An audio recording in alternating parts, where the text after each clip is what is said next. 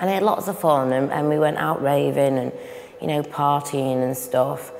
But even from early days, it was quite out of control. I never knew when to stop. I'd be the first to arrive and the last to leave, if I'm honest. And then I'd be blackmailing people and my friends to stay and come on, let's have another, let's do a little bit more. You know, I had a good few years of the sort of, yeah, life can't get any better party years. And then it progressed and then it got worse. Once I'd picked up heroin at 17 years old, things took a sort of drastic turn. The drop in my lifestyle was quite obvious to anyone but me, because at the time I was absolutely flooded in denial, and I thought nobody knew and I was all right doing what I was doing. Basically, I have done things, been places, said things, been involved in things that I didn't want to be involved in. That, you know, all my morals and values and behaviour codes, everything went out the window. And I'm not saying I weren't brought up with some, because I was, you know. I was, and I dropped them all as soon as the drugs got hold of me. The consequences were never really there in the forefront of my mind, as long as I had enough and could get enough to use and get more. And the thing is with my using as well, it were never enough. So whatever I had, and however much I had, my head was always ticking and always working on what I was going to do to get the next lot. And I would know who's got the best phone number, which of the males might fancy me a bit, who to flutter my eyelashes at, you know, who was going to give me the biggest pint, which way it was going to get passed. Because, you know, it got to a point where deviousness, deceit, dishonesty, desperation, you know, and that's how I felt a lot of the last sort of 10, 15 years of my using. And, you know, my actual using history spans over 23 years. You know, the last sort of 10, 15 years was hell. But the first 5, 6 years, you know, I was like, party queen, yeah, can't get any better. I love this kind of life. This is what I wanted, this is what I was born for. But then nobody sort of explains about how it gets.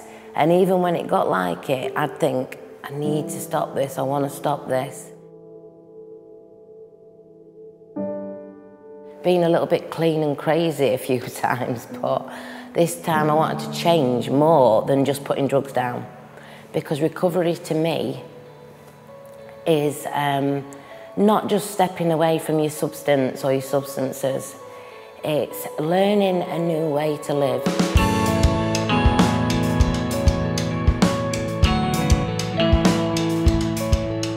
There's strong evidence that a person's health is intimately tied to their well-being. This applies to everyone on the planet. It is not just for drug or alcohol users. The 5 ways to well-being are used to support sustainable recovery and as a tool for life which applies to everyone, which is connect, give, be active, take notice and to keep learning. The concept of well-being comprises 2 main elements, feeling good and functioning well. Feelings of happiness, contentment, enjoyment, curiosity and engagement are characteristic of someone who has a positive experience of their life. Experiencing positive relationships, having some control over your life and having a sense of purpose are all important attributes of well-being. These are the mental health equivalent of 5 portions of fruit and vegetables a day. In Doncaster we have commissioned this film entitled High Five to promote the 5 ways to well-being in relation to drug and alcohol recovery. It features real-life stories and explains how each of the 5 ways is helping them maintain and enhance their recovery. If I put myself into activities, into groups, to be around other people who are in recovery, it helps me in my recovery. Socialising, mingling, feel-good factor, laughs, giggles, identification with other people. Sometimes my head will tell me I'm the only person that has this issue or this problem. And then when I get with other people in recovery, we can discuss things, bat things off each other, and I find out I'm not alone, because I have an head that can tell me I'm alone with it. I got into recovery and suddenly I just lost everybody that I knew. So I needed a new group of people, a new group of friends. Part of the makeup of a human being is to connect with those around you. Positive social networking has numerous benefits to the individual and those around them. Reconnecting with family members, colleagues and neighbours and expanding your social network either at home, work, school or in your local community. Everyone needs someone, and the more people in your network, the more secure and stable you become. Strive to meet new people via mutual aid groups or community groups in your locality. Become a part of something rather than apart from everything.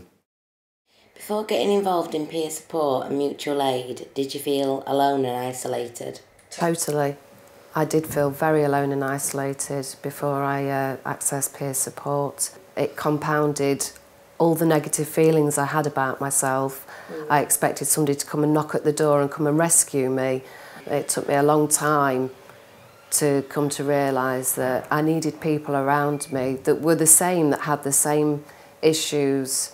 It's a very, very lonely, dark place. The only people I knew of to really try to talk to about my issues was my immediate family, and because they didn't understand how my brain was working, they weren't the right people for me. It was just kind of get on with it, sort yourself out, you're this age by now, you should be doing this, that and the other, without realising that it isn't that easy. I felt really isolated. I used to think everybody knew about my problem. What did they think of me? I didn't want to go outside, I'd shut the curtains. I was getting used to isolating myself off, even though I knew it wasn't good. I thought it was the best thing. The more that I isolated myself, the less that people could know about things.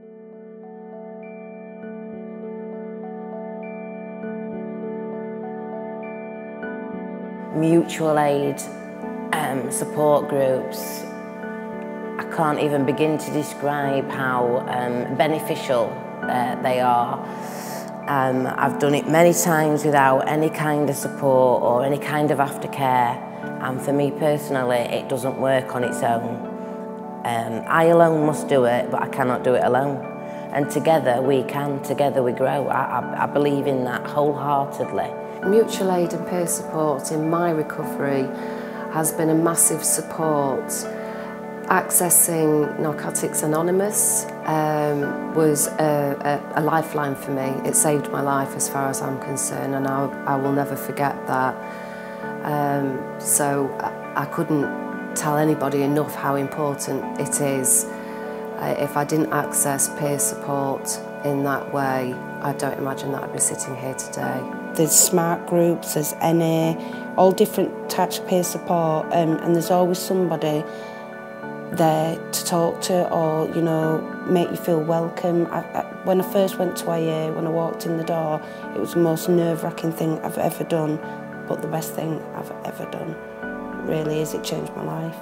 One of the joys of having that peer support there is that support, and just knowing that there's somebody that actually does understand what you've been going through. That's the beauty of mutual aid support groups. Not feeling alone, because I have an Ed that will tell me I'm alone and I'm only one suffering.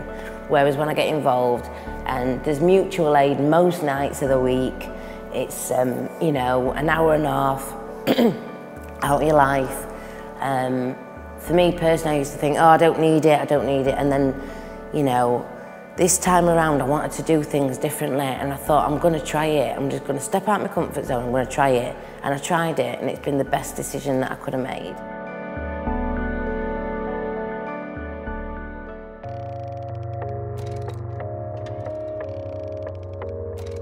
Be active. Go for a walk or a run.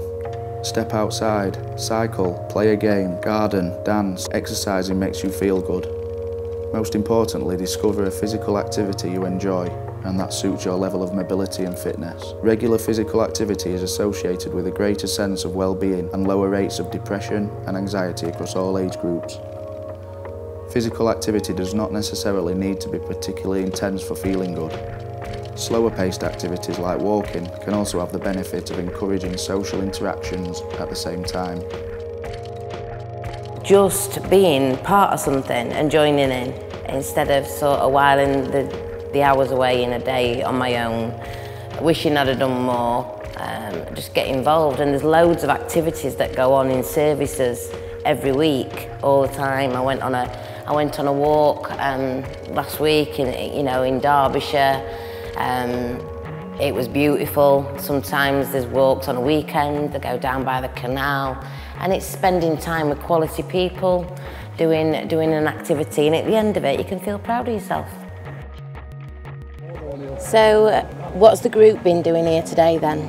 Really, we've come as part of our 5 Ways to Wellbeing group. It's something that we do on a weekly basis at New Beginnings, but we thought we'd do something a bit different and work towards an actual a realistic challenge. But what else do you gain from doing activities like this?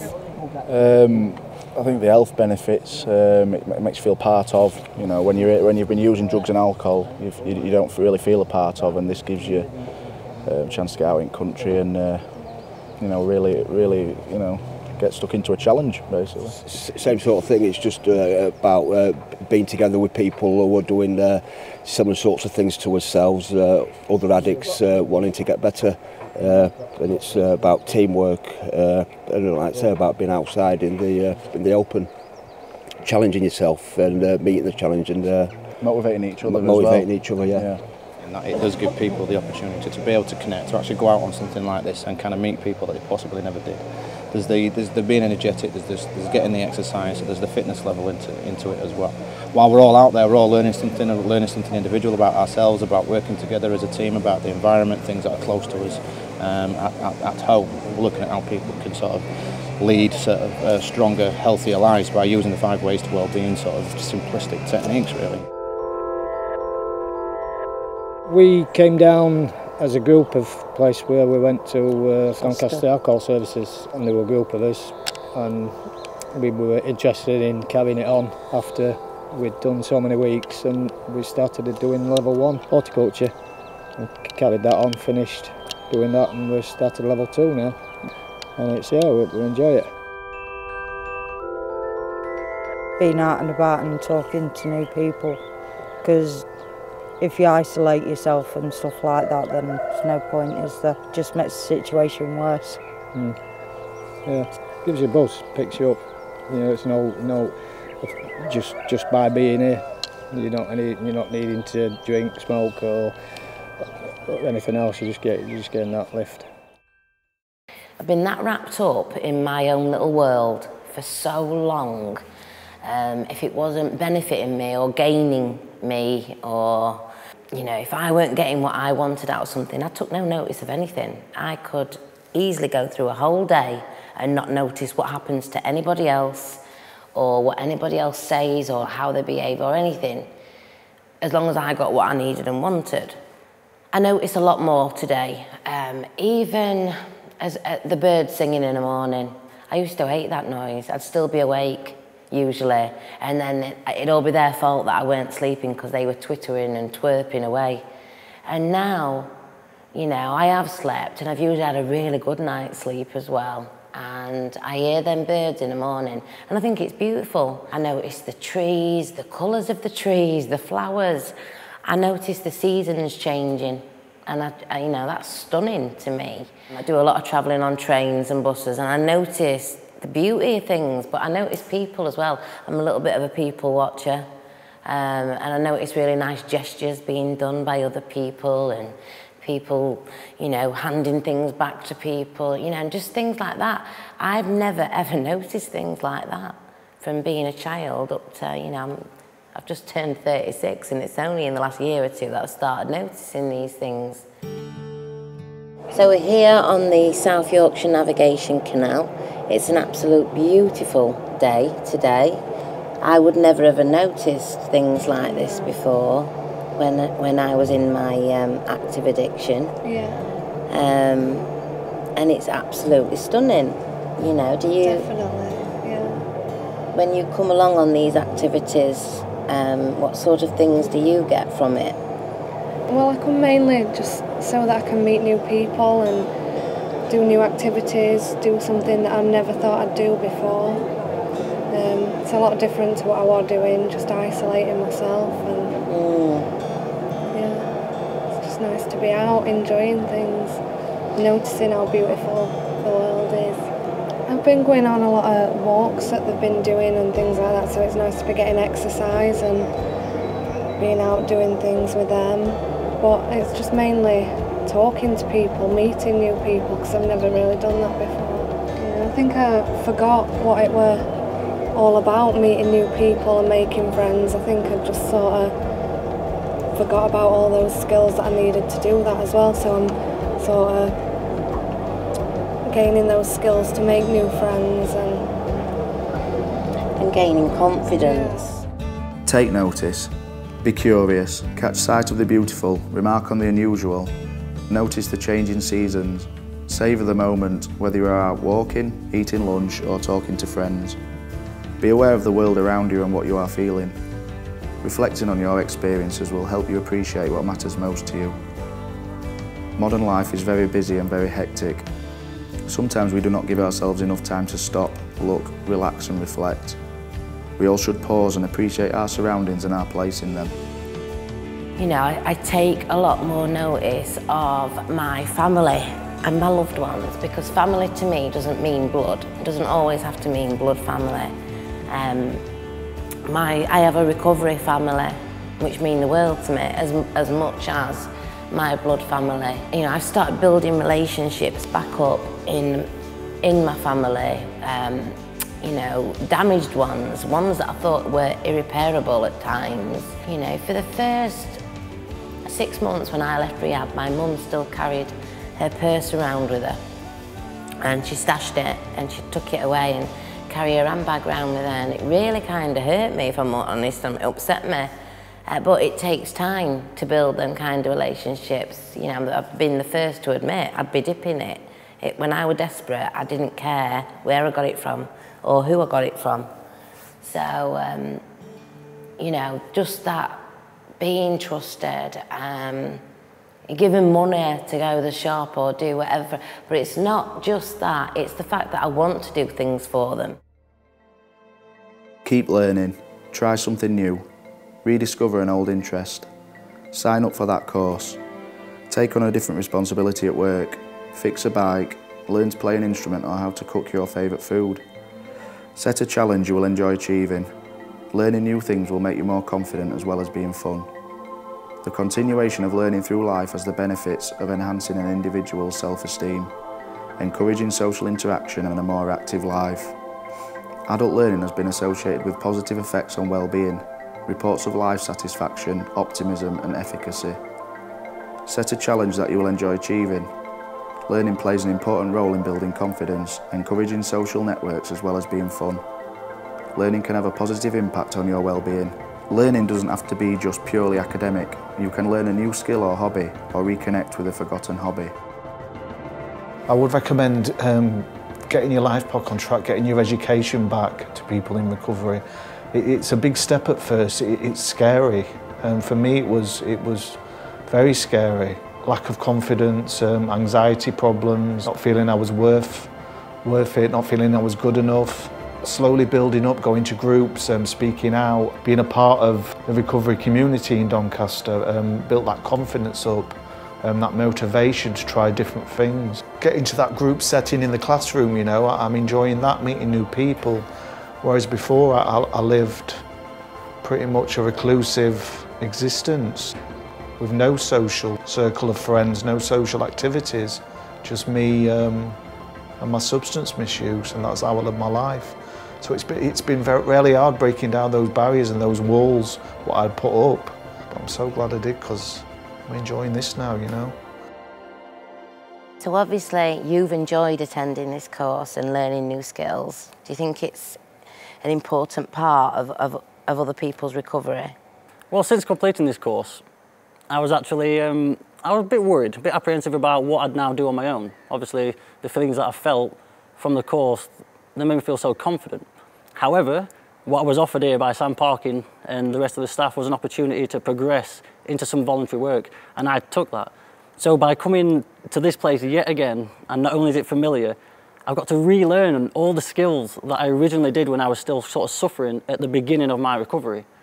Now, I'm now learning even more skills on a different level, and that's only increasing my confidence. And the self-esteem that I carry around with me, just that little bit every day, just keeps getting bigger and bigger and bigger. And that for me enables me to interact with people better, listen to people better, and just think broader and take part in life.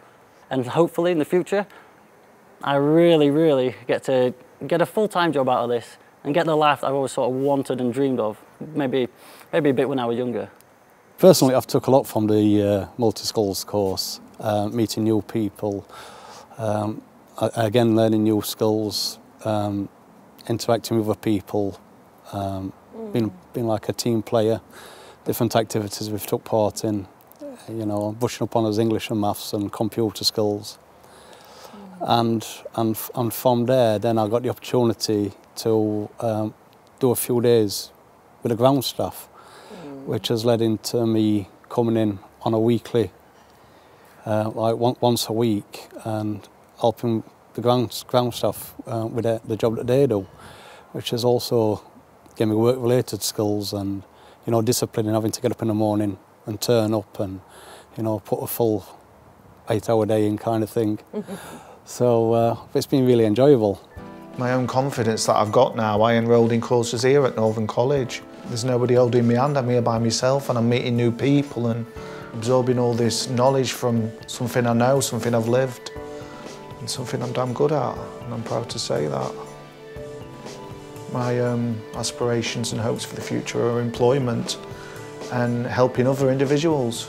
That's the main thing for me, that's what I've got here, you know.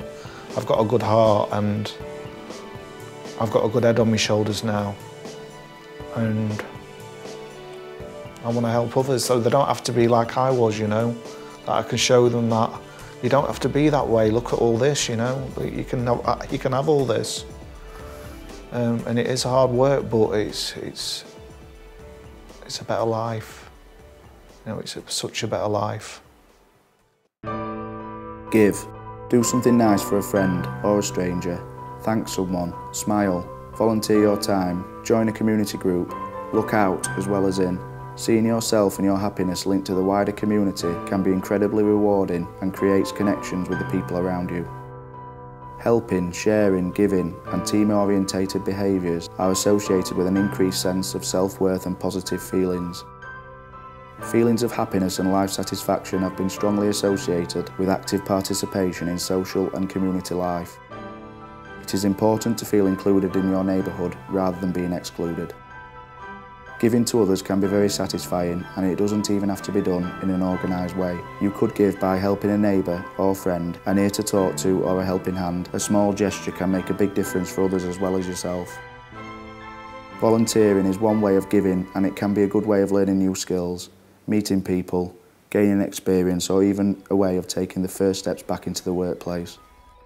I want to spread the recovery vibe. If I'm honest, I have got such, you know, I've been given a new chance of life here, and every single day, you know, there's 365 days a year. I'm not saying I'm happy and singing the joys of, you know, springtime every single day of that year, because I'm not.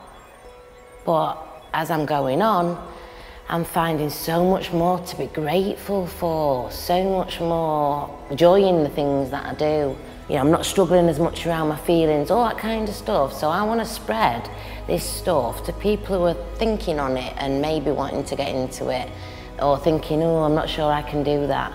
If I can be a positive role model for somebody, they can look at me and think, whoa, hang on a minute, if Layla can do it, I can do it. Once I got that thing of I've got to do it for this person, that person, the other person, that realisation when you think to yourself, well actually, if I don't do it for myself, I'm never going to do it.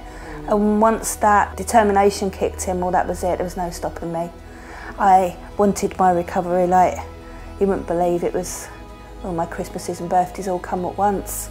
And actually coming through services and realising that we all helping each other through our peers, through our mutual aids, that I've now got something enormous to be able to give back. And there's no better reward than helping somebody else. Nothing better at all. I want people to know there's a different way to live out there. They don't have to, you know, they don't have to live in that, you know, caught in a trap kind of life. Recovery is possible, recovery is out there, we can do it together. As long as we're together, we can do anything. I believe that wholeheartedly.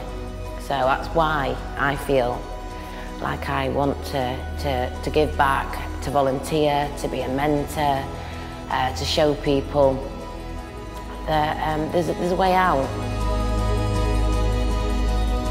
None of the 5 ways to wellbeing are going to be of maximum benefit if there is no fun involved. Remember, we did not enter recovery to endure life, we recovered to enjoy life. Connecting with old friends and finding new friends, learning about ourselves and those around us, as well as learning to improve our quality of life. Volunteering and giving your time freely so that others may benefit from your experience and assets is rewarding as well as fun.